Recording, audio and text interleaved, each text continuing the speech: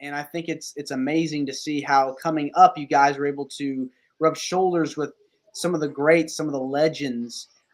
Any pieces of advice that people gave you starting out that you still apply to today?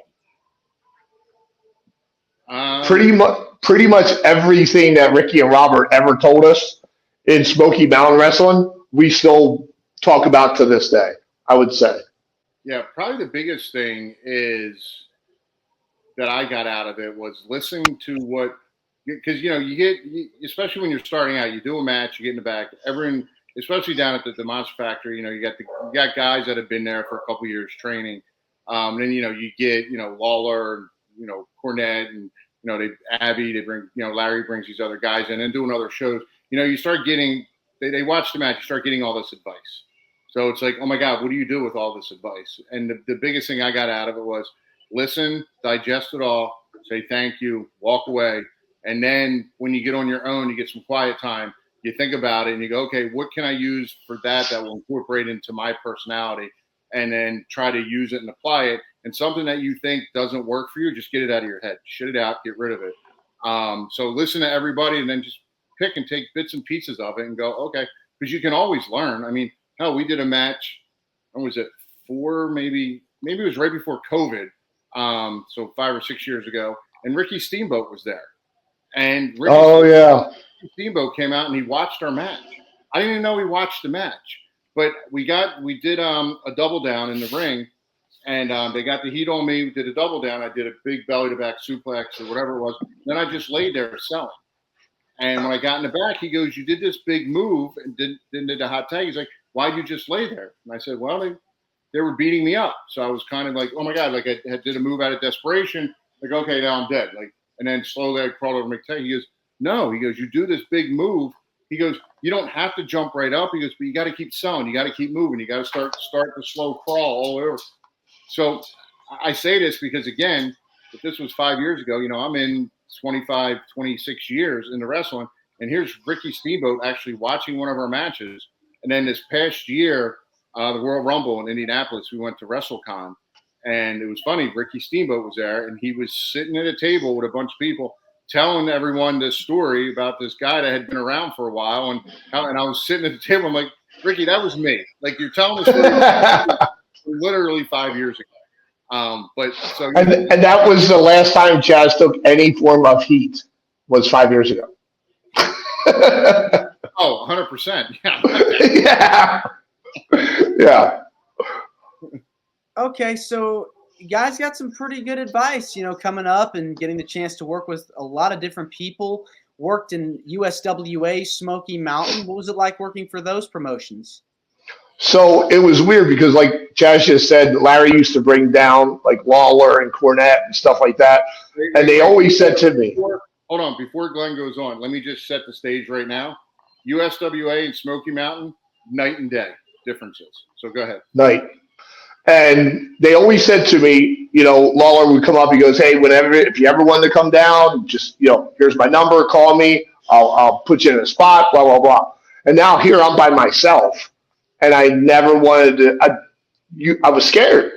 Going to a new place, didn't know anybody. You hear all the stories about Memphis and USWA. You're only going to make $40 a night. And I never wanted to do that alone. And Larry never wanted me to be a tag team. He was like, you know how hard it is to be a tag team? He goes, how many are on a card? One, maybe two? He goes, so you're eliminating your chances of being on cards by being in a tag team because it's twice, 3, 4 times harder to book them. And I was just at a point when by the time Chaz got down there, I had to try it. And again, he was in the business very short period of time, and we ended up in Memphis because I just reached out to Laura and I was like, "Hey, we want to come down." And I think that same month, Lawler was at a show for Larry. We talked about it then, and we set up a date, and we drove down there. And like Chaz is saying, it was night and day between Smoky Mountain and USWA. Yeah, USWA was. I mean, everything's Homegrown. a learning experience. Everything's a learning experience, but USWA was learning how to work politics, I guess, or how to not treat people. It was. I mean, we obviously learned stuff, but it wasn't the experience. We learned but didn't learn, if that makes sense. The locker room in USWA, because we were totally different. Because we were from the Northeast, they knew we weren't staying, so the guys treated you differently. They just wouldn't help you. They weren't helpful. No one in USWA wanted to help you get better. I guess that's the best way to put it. No one wanted to help you to get better. We got to Smoky Mountain. It was the total opposite. You know, we had Ricky and Robert. We had Tracy. Brad Armstrong. You had Dirty White Boy Tony Anthony. You know, these guys are coming up to us after matches, talking to us, pulling us aside, going, hey, try this, do that. Like, okay, slow down here, maybe go faster here. Like, they were helping us. USWA, it was like we were just bodies there to put the local talent over, and then to eat us up and chew us up, spit us out, and get rid of us. It was just night and day that way, experience-wise. But either way, we learned a lot from USWA because we learned kind of how to manage in the ring. I learned how to sell a lot there because I really didn't know what I was doing because, again, I was 9 months in and here I am at USWA working on territory. So they were just way different, the way what we learned and what we didn't learn.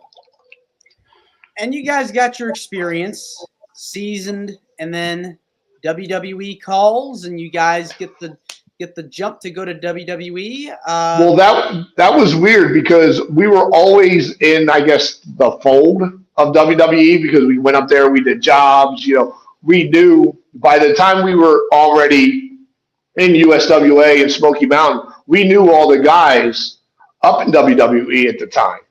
And then, you know, everything happened with Smoky Mountain, and Cornette told the whole locker room, I'm going to do everything I can to get each and every one of you guys a position up there. Because Cornette was very well respected in WWE at the time. Yeah, so, he was working for them full time at that point when Smoky Mountain closed down. And, so, but in between, like our run with USWA and in between going to Arkansas, in between everything, we were still doing TV matches for WWE. So everyone, you know, the agents, you know, Vince, they all know who we were. So what happened was we actually got we had a beeper that we shared with an 800 number, and we got a message from Cornette that he needed to talk to us. So we were coming back from Michigan. We pulled over. We're like, oh shit, we're in trouble. We pulled over in West Virginia, and it was still raining out a little. We were standing in a puddle on a payphone like this, talking to Cornette, and he said, "Hey, I got some news for you." He's like, you know, where you at? So we told him, blah, blah, blah. He goes, great. He goes, so I talked to Vince. So basically he went into Vince and said, hey, I have this tag team I'd like you to look at. You know, they've been up here before doing jobs. You know, I had them in Smoky Mountain.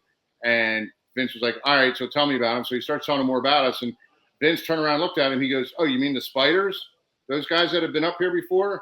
And Cornette was like, yeah, that's exactly it. But they have this other gimmick now that I want you to see. He goes, I don't need to see him. He goes, just sign him to a part-time contract because they had this part-time contract at the time. And that's how we got our first contract with WWE. That was it. And that part-time contract was sweet. And we are the only guys on the part-time contract to sign a full-time deal. Yep.